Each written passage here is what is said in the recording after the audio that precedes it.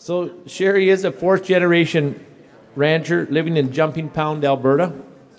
She's the CEO of the historic CL ranches that consist of seed stock and commercial cow-calf operations, a backgrounding lot, and a large mixed grain farming operation.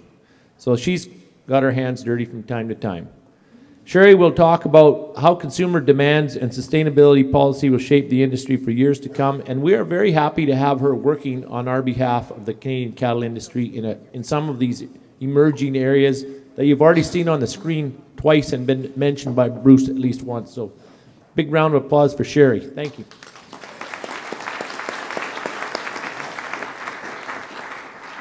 All right, I promised them that I wasn't going to take a whole amount of time because I think it's more important for the actual after part of this discussion. A lot of what I was going to tell you from the speech perspective has really already been discussed. But I think it's really important when we're talking about the future of our beef industry is that we have to understand where we're really at today when it comes to sustainable or verified beef. Okay. So what is verified beef really truly going to mean to BC cattlemen and our future generations coming ahead? The way to really start this is to make sure that we're all starting from the same standpoint. What is verified beef? You can ask 100 people and you're going to get 100 different answers. Sustainable beef is exactly what you see up here. It is a beef value chain that is environmentally sound, socially responsible, and economically viable. Sounds pretty simple, right? What they're trying to say is that what they're looking for is, in fact, a beef, trying to describe what we do, how we produce beef from start to finish in an open and transparent fashion that hits those three pillars of economics, environment, and social responsibility. Again, in theory, it sounds really, really simple. But as everybody in this room knows, there's probably, there is 1,000 different ways to define how you or I or anybody else in this world can become environmentally sound or economically viable. And that's where the problem is. How do we verify or prove to our customers that we are doing the right thing? Verification. What is that? Ultimately, verification is, in fact, just simply the sharing of information. The bottom definition was actually created by some of the group in McDonald's, our communications department, and I have to agree with it, because what verification really is allowing us, the ones that are demonstrating what we're doing, to create a system and then to prove to the consumer what it is we do by validating it through different programs or steps to show our accuracy and validity that we can do what we say we're doing.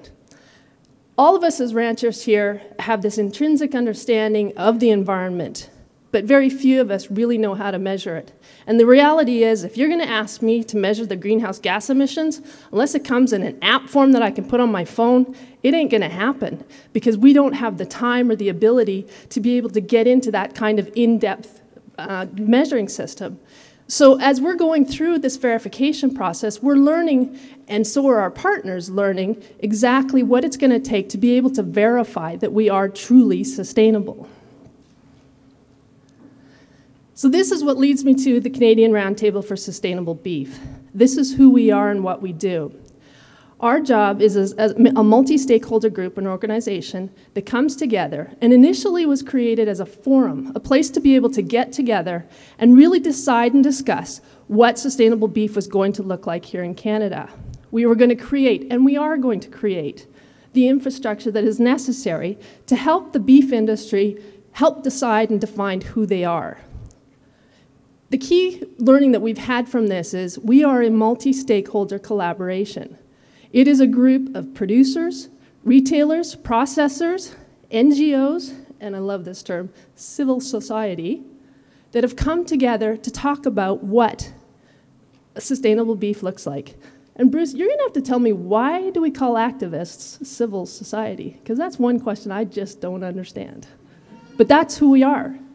And the reality is, we as producers, we have a role to play when it comes to really defining to our customers the validity of what we do, the good side, the passion. But we are going to need our partners, our supply chain partners, and even these external groups to start to defend us when it comes down to the sensitive areas such as environment. Our consumers love to see our faces posted on the commercials to make you just feel good about eating beef. But when it comes to environment, who better to defend you than the World Wildlife Fund or Nature Canada? And what we've been able to do is create a forum that allows those folks to, instead of becoming so confrontational with us, get the conversation started. We're absolutely making grounds on being able to help develop programs that won't have those horrible unintended consequences that none of these folks have really taken into consideration in the past. So this multi-stakeholder forum is really working, and that's really what we need to be looking at going forward. We can't hide from this. This is a screenshot of basically almost all of our members. We have just over 40 members, and some of the big ones that are missing off of this are Tim Hortons and Costco. So when you first look at this, you got to ask yourself, so how in the world do groups like Cargill and JBS or A&W and McDonald's sit in the same room and want to talk about things openly and transparently? Well, the reality in sustainability is that these companies view sustainability as a non-competitive component to their operations, no different than food safety. This is not something that's going to go away. These folks are going to drive this agenda whether we're ready or not. So our job is to make sure that as they progress, as these huge departments within their corporations are learning and growing, we need to be a part of their conversation. And so as you can see by the well-rounded group here, we are getting these conversations out. So as you start to see these policies coming forward or these news releases, as we've seen in Walmart and McDonald's, they're starting to ask industry first, what is your opinion on this? This is where we want to go. How are you going to react? We're not getting bombarded because even these corporations realize the negative repercussions that have occurred with the actions of Tim Hortons and the gestation crates. They themselves are learning that industry can't keep up, and when industry can't keep up, they lose their supply. So they're starting to understand that this has to be a collaborative work. So, where did this all come from? It's like what Bruce was talking about.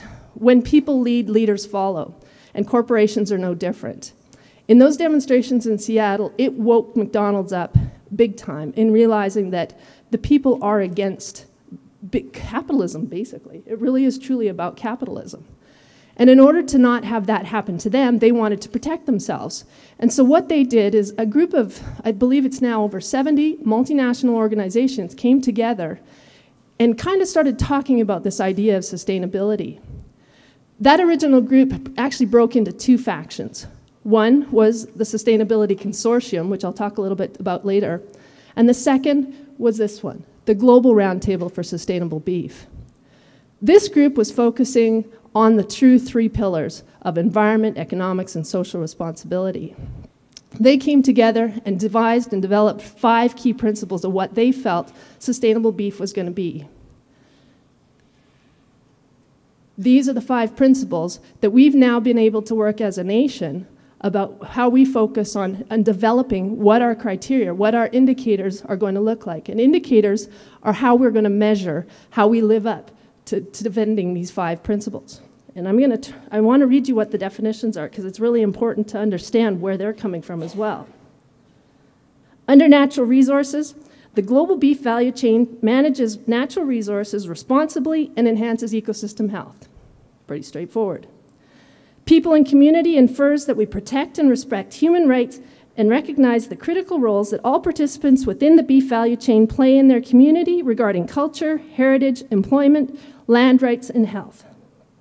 Animal health and welfare means beef producers and processors respect and manage animals to ensure their health and welfare. Food implies that beef stakeholders ensure the safety and quality of beef products and utilize information sharing systems that promote beef sustainability. And finally, efficiency and innovation. It encourages innovation, optimizes production, reduces waste, and adds to economic viability. So what comes under principles are criteria. Criteria are the conditions that need to be met in order to achieve your principles. There are 72 of them, and that's why they're not listed here. But I would recommend that you go onto the global website and take a look at those 72. And believe it or not, coming very, very soon is another document of the intent of the criteria, which is a 205-page document defining why we have chosen those criteria. And fortunately, the good thing about the criteria is that even though there's 72 of them, they are all extremely universal in nature. Fawn Jackson and the CCA here in Canada did an extremely good job of ensuring that every single one of those criteria are ones that are not going to be barriers to the Canadian beef industry. They're global and lofty enough that anybody has the right and the ability to hit under them. That's been a big hot spot with a lot of our members, like especially the rainforest groups and even World Wildlife Fund to some degree, simply because they were hoping for their own personal agendas really to be really driven in through these criterias. But the reality is, folks started to realize that you can't make one rule that would affect, say, the rainforest in Brazil and expect at a global level that everybody can live up to it. And so we won the battle of keeping these criteria very universal, and that's been a good thing, because now that leaves us as a Canadian National Roundtable, it gives us the freedom and the ability to create indicators that are meaningful for us as Canadians. We're very fortunate because we do have McDonald's working on their pilot project right now. If you wonder why McDonald's is here in Canada and not elsewhere, it's simply because we today have the tools necessary to make a verified sustainable beef system work. The ones up here are the ones that they've chosen as being their key points within their pilot project. But don't get me wrong here, there are more. The whole intention of verified sustainable beef from a national perspective is getting producers on side to understand that we know what we're doing. We have to be able to now be accountable to our consumers, whether that is the Cargills or the Packers, or whether it's to the consumers. And so the easiest way to do that is just having some form of or ability to be able to really document why it is we do the things we're doing and to show that there aren't negative repercussions at the end of the day. The Verified Beef Program is the perfect example where we know that most people or most producers have had some access or understanding to what the training behind it is. Our hope is that as this progresses, you'll see the validity and the value that it creates by being a part of it. And from a day-to-day management perspective, our intention is not to create a new level of bureaucracy in doing this, because we all recognize, and me especially, we don't have extra time to be able to do this. So we need to make sure that what it is rolling into our everyday management plans and creates an outcome that we're already doing. We just need to incorporate in our change of thinking and how we can report what it is that we do already. Now, in order to gain credibility, we are going to have to go through some sort of a verifying type of an audit. And I hate to use the audit word, but I don't know what else to call it. A third party is going to have to come to your place once in a while just to verify the accuracy and make sure that you understand that what you're saying to people is actually true and possibly correct, or even if it's what people want to be seeing. Now, with the McDonald's pilot project, they're currently working on 37 indicators that hit those 5 principles. But the reality is it took 4.5 hours to go through their verification process. Now, for me, it was really painful because it was April 5th, and that's right in the middle of my calving season. I didn't appreciate being stuck in the office for 4.5 hours. But the reality was it wasn't a test. I didn't feel intimidated by it. It was a discussion. They were seriously genuine in finding out, when asked about the indicators, how I reacted to them. If you ask what an indicator is, that's the first indicator on the McDonald's pilot project. They're very, very, very simple. They're very basic. And basically, an observation on our side of it is sufficient enough to obtain the first level of scoring. The intention with these indicators is to keep it so that each of us can do a self-assessment. And as time goes by, one of these verifiers will eventually come to your place and just check up on, see how it is that you're answering or scoring yourself. These indicators need to be few in number, we realized. They need to hit those 5 principles in order to have the credibility of what the definition of sustainable beef looks like. But they have to be impactful as well. And so this is what we're working on really fervorously right now in order to be able to decide what those indicators need to be. We are going to be able to come up with what the basic sustainable beef platform is going to look like very shortly. We've got a sustainability assessment project that is, we'll see the preliminary findings here in the end of June. So we'll know from an environmental and holistic perspective exactly where that baseline of Canada sits. Some of you in the room might have been asked to do the survey that was put out back in February for Deloitte and Touche. And I have to be brutally honest, we got just over 80 responses to that survey nationwide. And I was really quite concerned that that was just not going to be enough to try to put a baseline information together. But what I found out is the information you supplied on just those few surveys is enough to verify that the statistics that are already being gathered by Stats Canada, that's what they needed to verify the numbers that they were getting. So we have sufficient information in the system already to be able to decide and quantify scientifically where we as an industry are starting from. And that's important because you need that scientific basis in order to gain the credibility of what it is you're doing. We need our partners, we need the science, but we also need our passion to be able to drive this. So, what happens if we aren't prepared to step out and do this? Well, let me tell you about the Sustainability Consortium. And again, this is one I have to read because this comes off their website defining who they are. I just got to find it here. Okay. This is a group of very well-intentioned individuals who thought they could define what sustainable beef was going to be looking like. They created a system that was for this one's specifically for beef, and they have one for every product that goes to the shelves of Walmart. Their indicators were 55 pages long, and they wanted a minimum of 123 indicators, and some of these questions were pretty ugly. Their membership includes manufacturers, retailers, suppliers, service providers, NGOs, civil societies, government, academia, each bringing valuable perspective and expertise. Did you hear who was missing? And it's pretty serious because this was something they were going to adopt worldwide, not only for beef, but for every commodity that goes to their stores. Walmart is the driver of this. But the good news is that they too recognize that this is not an easy battle. A month ago, the Global Roundtable was asked to go present to them at their annual general meeting. And Kim Stackhouse of NCBA, who is our global representative, was able to present to them and show them and demonstrate exactly where the global principles are, how they were derived, how the criteria were defined, and how we as Canada are now in the process of defining what our indicators are going to be and how that's rolling out through the McDonald's project. She was also able to share what was happening in Brazil. Brazil's been at this for 7 years, and this year it finally imploded. Because once again, they had a very well-intentioned group of individuals trying to put together a program that was going to be acceptable to defend the ranchers, to be able to ranch near the rainforests or in the rainforests. And yet when those indicators got rolled out, they realized that they couldn't live up to it, and the producers had to put a stop to it because there was no way they were going to be able to go through with it. Now, that doesn't mean it's dead. Those producers still do recognize the importance of this, so I guarantee very quickly we will see another program roll out within the year.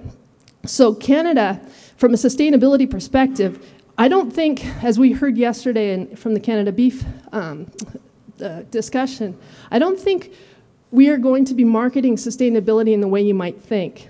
I think we are going to be one of the first, and I hope we are the first, to be able to say that we have verified sustainable beef here in Canada. But from a marketing perspective, I think it's a pretty precarious position to put ourselves in if we think that we're going to go much further beyond being just a baseline understanding of what that is and be able to market that to the world, because don't get me wrong, there are a lot of companies out there that would just kill to be able to sell Canadian 100% verified beef.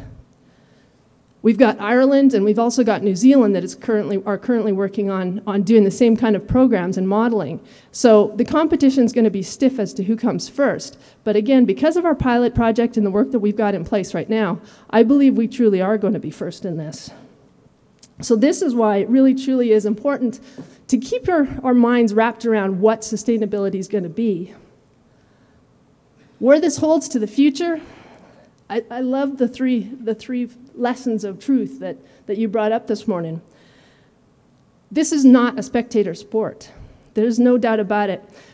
I look around this room and I think you're probably looking at me wondering, okay, why would I ever take on this role? But living next door and literally within 20 miles of 1 million people with the Trans-Canada going through at the tune of 100,000 cars in a weekend, I'm under the magnifying glass all the time. Doesn't matter if it's animals, environment, you name it. I get too much shit on the road and I get in trouble.